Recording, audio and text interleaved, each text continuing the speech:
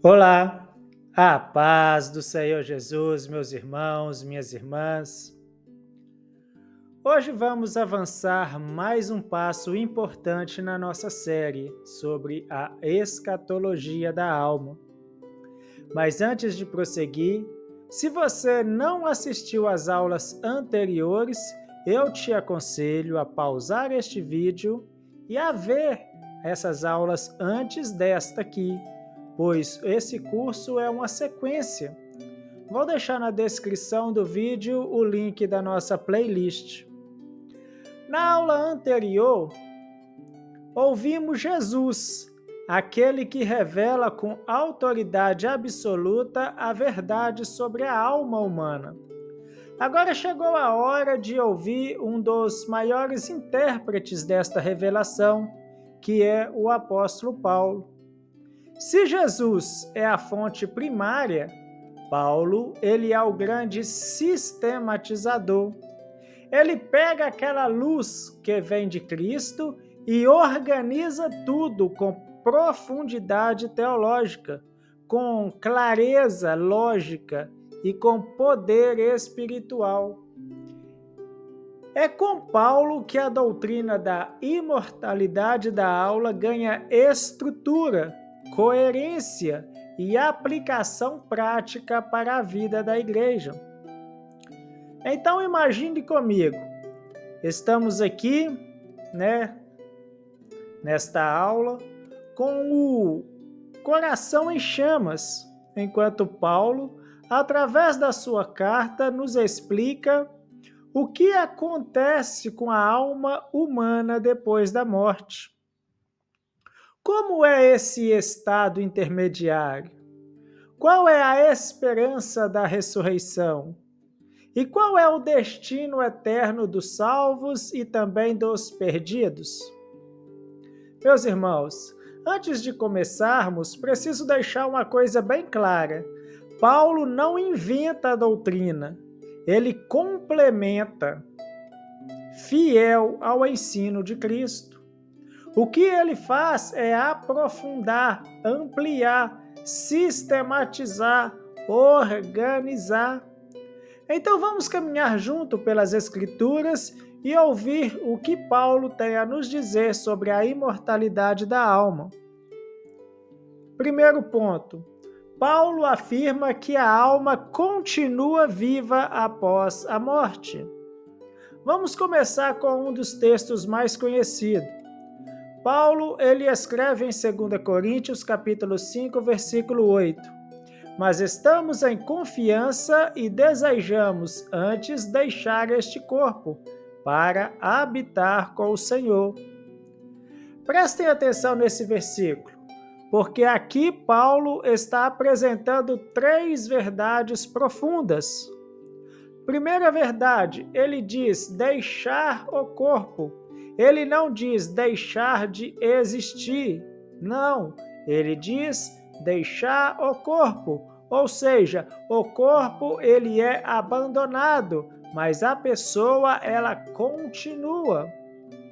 Segunda verdade, habitar com o Senhor. Olha só o que isso significa. Existe consciência, existe um lugar, existe relacionamento. E uma terceira verdade que podemos encontrar aqui é que essa transição ela é imediata, não tem pausa, não tem suspensão, não tem ausência de consciência.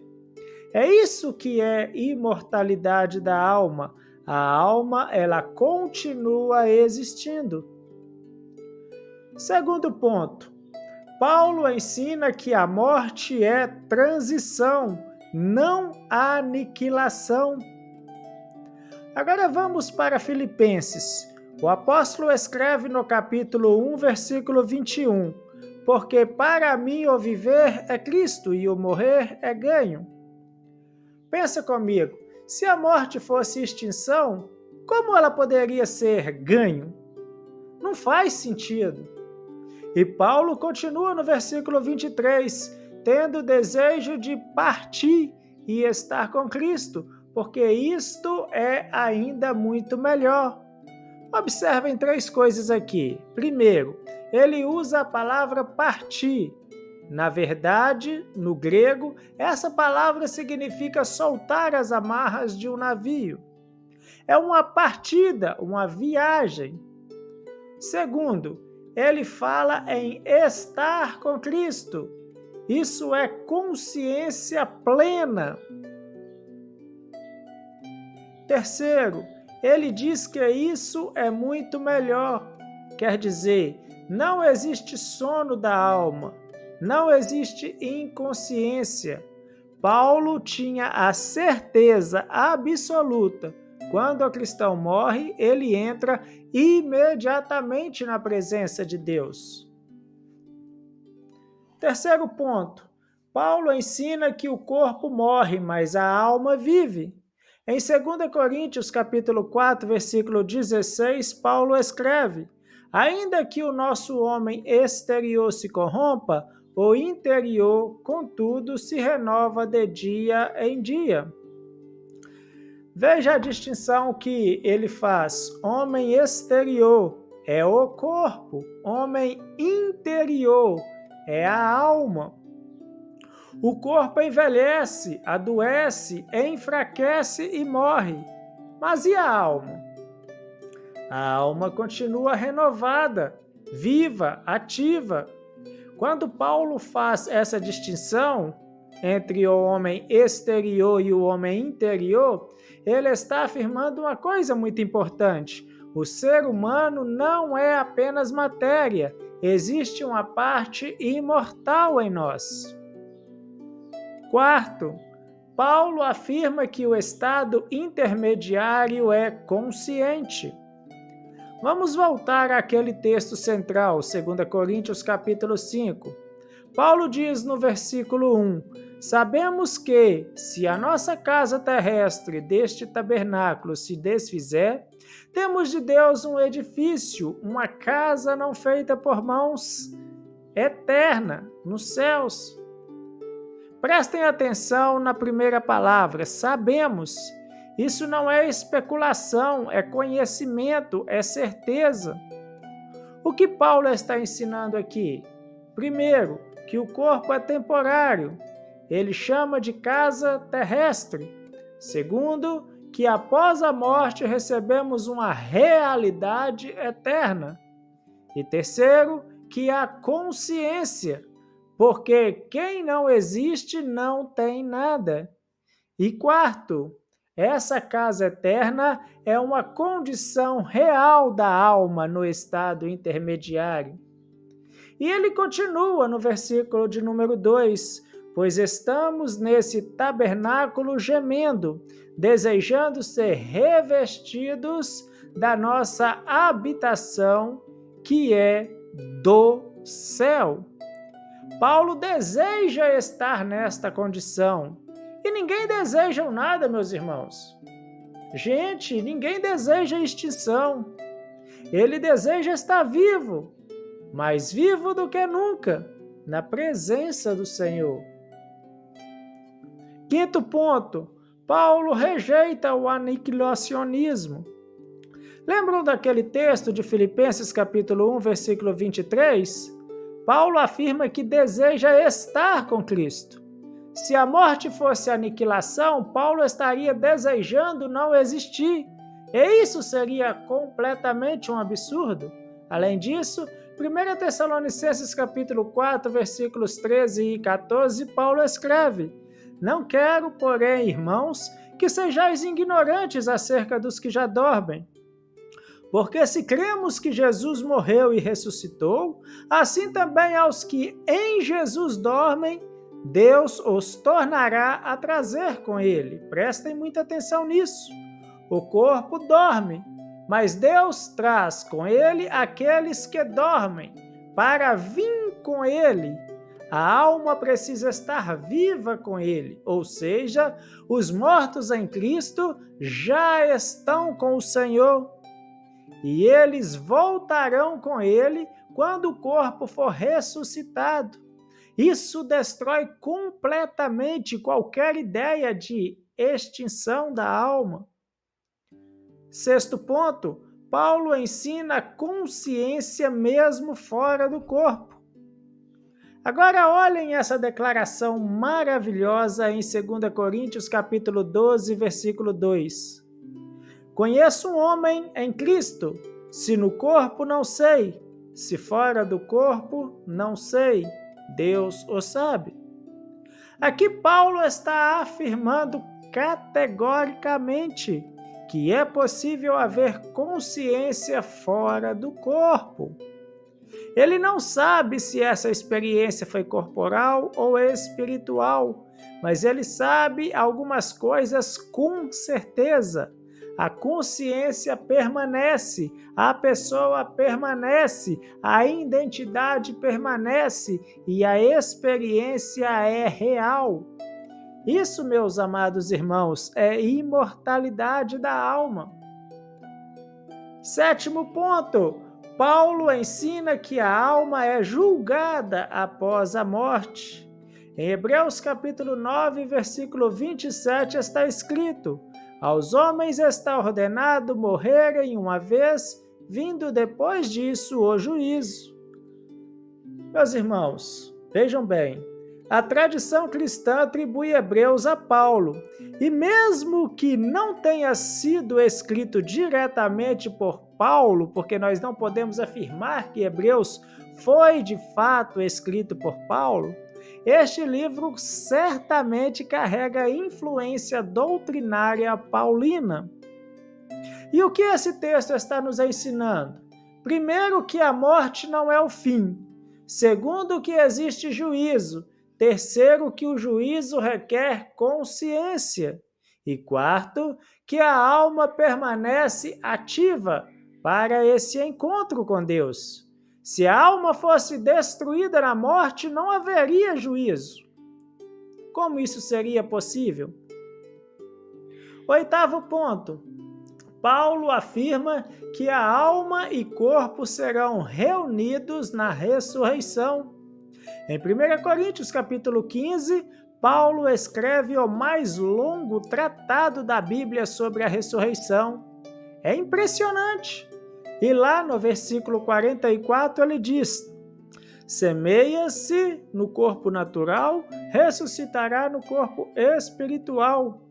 Agora pensa comigo, se o corpo é semeado, o que continua vivo enquanto isso? A alma. Se o corpo volta ao pó, mas a alma continua com Cristo, então na ressurreição a alma recebe novamente um corpo, agora transformado, glorificado. E Paulo descreve isso com detalhes no versículo 53. Porque convém que isto que é corruptível se revista da incorruptibilidade, e isso que é mortal se revista da imortalidade. Vejam bem, a alma é imortal, o corpo é que precisa se revestir da imortalidade.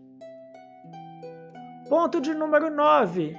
Paulo ensina que a imortalidade do corpo só virá na ressurreição. Em 1 Timóteo capítulo 6, versículo 15 e também o 16, Paulo fala sobre Deus. Aquele que só tem a imortalidade. Aqui ele está falando de imortalidade essencial, que pertence somente a Deus. Mas, meus irmãos, só Deus não tem nem começo e nem fim.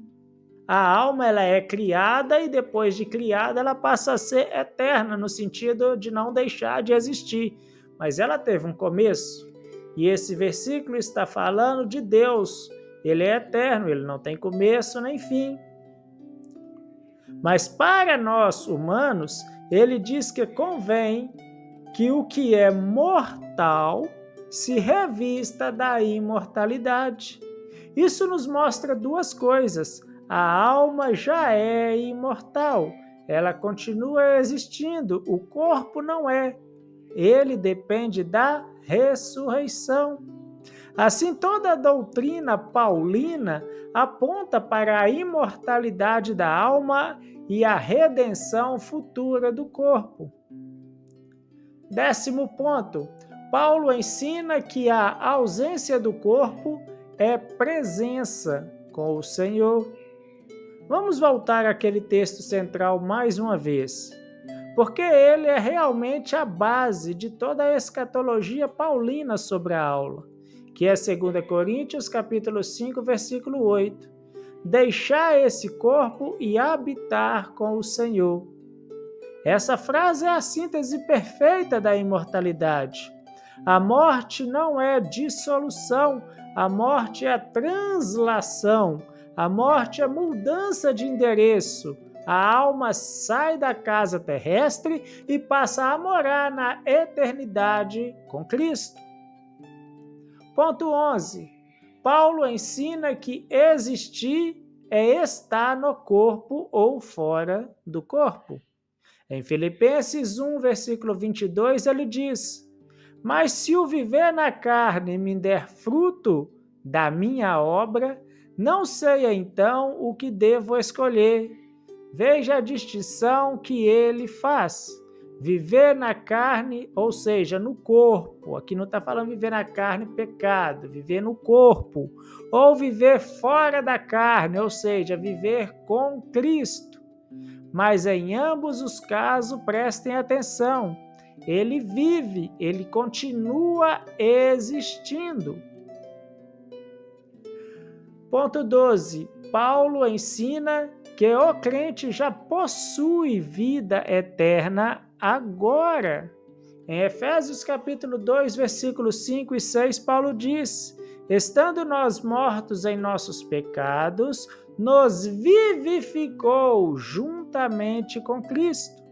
A vida eterna não começa na morte, gente. Ela começa na conversão. Isso só é possível porque a alma ela é imortal. Ela continua após o corpo e continua com a vida que já recebeu de Cristo. Ponto 13. O que os teólogos dizem sobre Paulo e a imortalidade? Vamos ver a opinião de alguns teólogos. Primeiro, o Louis Beckhoff, grande teólogo reformador. Ele diz: Paulo apresenta a doutrina mais completa do estado intermediário, afirmando consciência, responsabilidade e existência da alma após a morte. Já um outro teólogo muito conhecido, Norman Geisler, ele afirma: nenhum escritor do Novo Testamento desenvolve a imortalidade da alma com tanta clareza quanto Paulo. Já um terceiro teólogo, Augusto Strong, declara: para Paulo, a alma nunca deixa de existir, ela apenas muda de estado e de localidade. Meus irmãos, para essa aula não ficar muito grande, vamos concluí-la aqui. E amanhã a gente volta com a aula de número 6, não é verdade? Então, para concluir, depois de caminhar pelas cartas de Paulo, nós podemos afirmar com absoluta certeza algumas coisas. Primeiro, para Paulo, a morte é uma partida, não uma extinção. Segundo, para Paulo, estar ausente do corpo é estar presente com Cristo. Para Paulo, a alma é consciente após a morte. Para Paulo, a ressurreição é a reunião da alma com o corpo. A ressurreição é a união da alma com o corpo. Para Paulo, a imortalidade é um fato, não é uma suposição.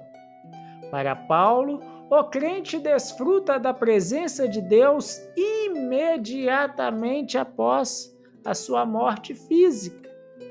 Para Paulo, o ímpio enfrenta tormento consciente após a morte. Assim, meus irmãos, Paulo não apenas confirma o ensino de Jesus, ele vai além, ele aprofunda, organiza e aplica tudo isso na vida da igreja.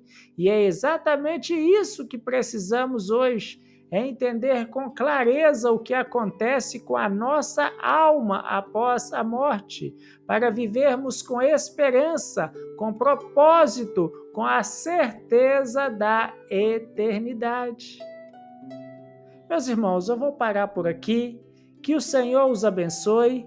Fiquem todos na preciosa paz de nosso Senhor e Deus Jesus Cristo e até a nossa próxima aula, se o Senhor Jesus Cristo assim nos permitir.